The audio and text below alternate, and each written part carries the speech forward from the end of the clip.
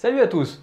Alors je vous propose de vous retrouver dans cette vidéo autour du thème de la géométrie dans l'espace et plus particulièrement autour de la géométrie dans l'espace vectorielle. Donc là, on va se retrouver avec des vecteurs qui ne sont pas définis à partir de coordonnées, qu'on a pu le faire dans une autre vidéo. Là, on est dans une sorte de géométrie non repérée. Alors en fait, on verra qu'il y a un lien entre les deux. Quand on se met par exemple dans un cube, comme c'est le cas ici, on peut très bien munir l'espace d'un repère qui est en fonction de ce cube défini. Donc ici, l'objet de vous présenter donc au travers justement du cube ABCDEFGH qui est dessiné comme ceci. On vous définit deux points P et Q à partir de deux égalités vectorielles. Et le but est d'arriver à démontrer que les points C, E et P sont alignés.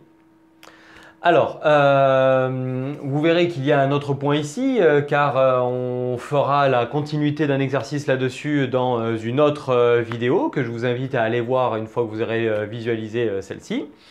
L'objet est d'arriver à faire appel à une méthode pour montrer que des points sont alignés.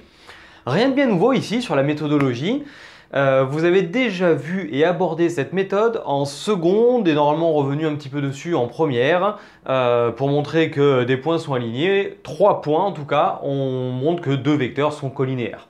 Bon bah là en fait c'est ce qu'on va essayer de faire et on va utiliser la même méthode au travers de ce qui nous est défini là-haut grâce à la relation de Chasles.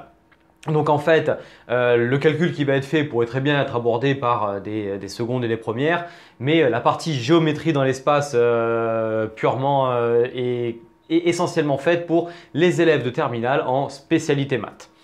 Donc je vous propose de commencer de suite et de regarder comment est-ce que nous allons aborder cette question.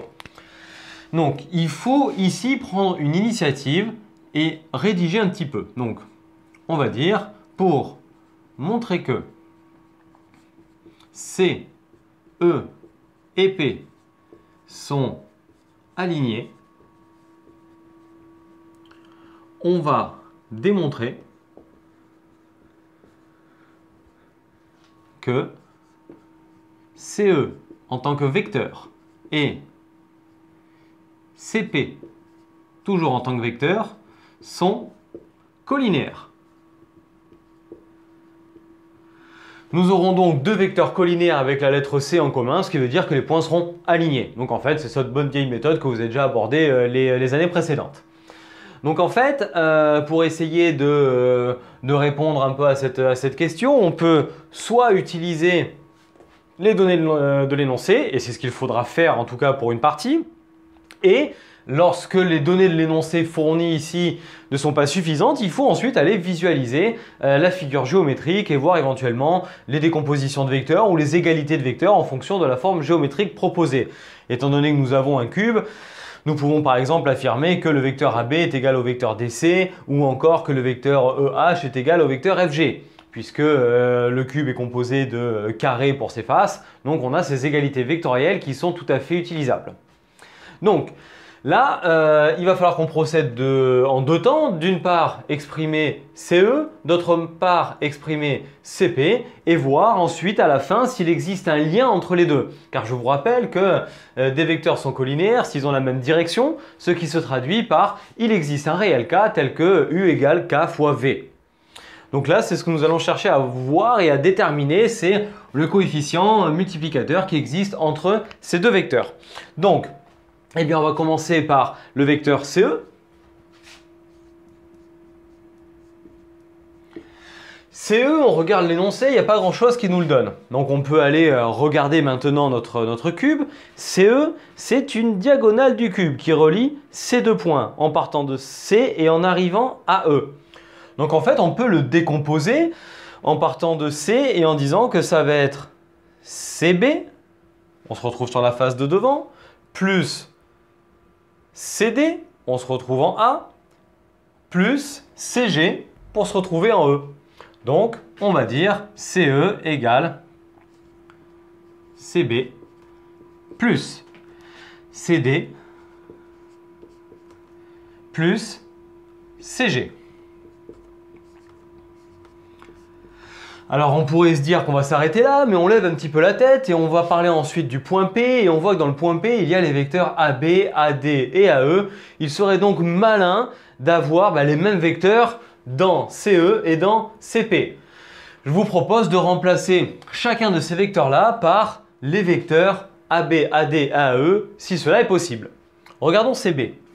CB, eh bien en fait c'est DA. Ensuite, CD, eh bien c'est BA. Et pour finir, CG, eh bien c'est AE. On a fait intervenir ces trois vecteurs-là. Maintenant, nous allons les mettre exactement tous dans le même sens. Vu qu'on a du AB, du AD, eh bien on va transformer BA en moins AB et DA en moins AD et les marquer dans le même ordre. Et on obtient ainsi moins AB, moins AD, plus AE. Allez, pour CE, on va s'arrêter là et on va maintenant aller regarder ce qui se passe pour le vecteur CP. Donc, CP. P n'est pas un point qui est placé sur ce cube. Nous allons donc essayer de regarder comment est définie la lettre P. Comment est défini le point P. Le point P, il est défini à partir de cette première égalité-là, c'est-à-dire en partant du point A. Il est donc impératif de faire la relation de Schall en disant que cela va faire CA plus AP. Donc, égale CA plus AP. On peut maintenant remplacer AP par les données de l'énoncé. Donc, CA plus, et on remplace 1/3 de AB plus 1/3 de AD. Et pour finir, plus 2/3 de AE.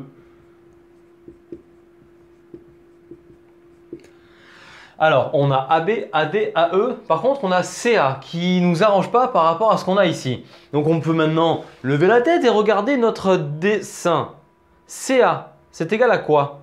C'est la diagonale de la face du bas qui est encore un carré. Et on voit que pour aller de C à A, on peut à nouveau faire la relation de Schall en disant que CA, c'est CB plus BA.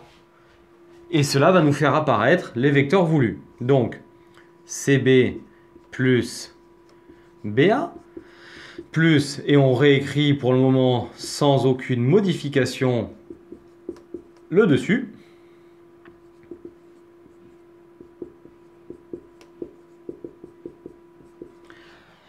Puis maintenant, on va essayer de regrouper, de voir un petit peu si tout est regroupable. On a BA, AB et on a AD, AE ici, ils n'y sont pas. Alors CB, on le regarde ici sur notre dessin et en fait on voit que c'est une arête de notre cube. Eh bien CB, ce n'est rien d'autre que DA. Et là on est bon, on a fait apparaître tous les vecteurs désirés. Donc on remplace CB par DA. Plus, alors BA, ici c'est AB, on va mettre plutôt moins AB. Et on réécrit encore tout le reste.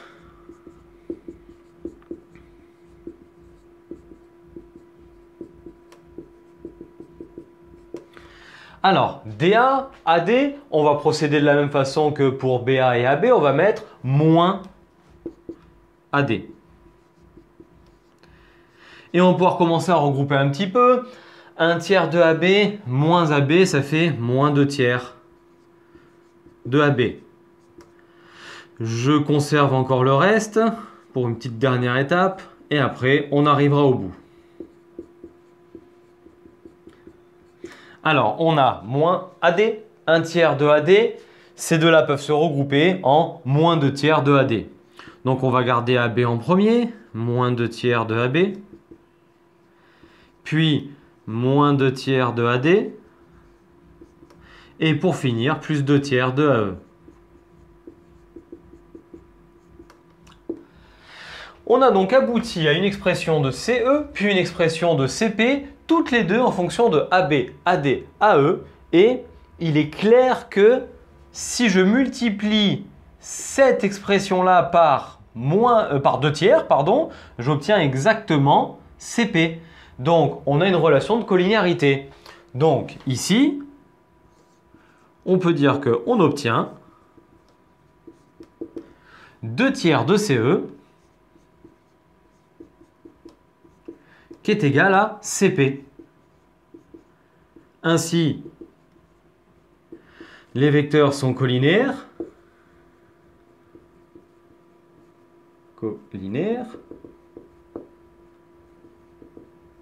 Avec la lettre C en commun.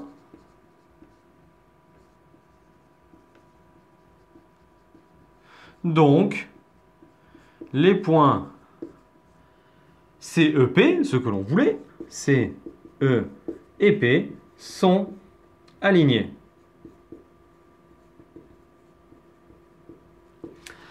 Donc voilà, on vient de faire de la relation de Schall comme vous le faisiez avant, mais en se mettant dans une configuration dans l'espace et en revoyant un petit peu cette méthodologie de la relation de Schall que vous avez normalement tant pratiqué les années précédentes. Donc j'espère que vous êtes arrivé à comprendre ce que l'on a fait, à réassimiler un petit peu donc cette relation de Schall. Et j'espère que cette vidéo vous a plu. Si tel est le cas, je vous invite à mettre un petit pouce vers le haut, à la partager auprès de vos amis, mais également donc à la commenter. Et d'ici à notre prochaine vidéo, je vous invite à vous exercer, à bien travailler. Et je vous souhaite à tous une très bonne fin de journée. Je vous dis à très bientôt. Allez, ciao tout le monde!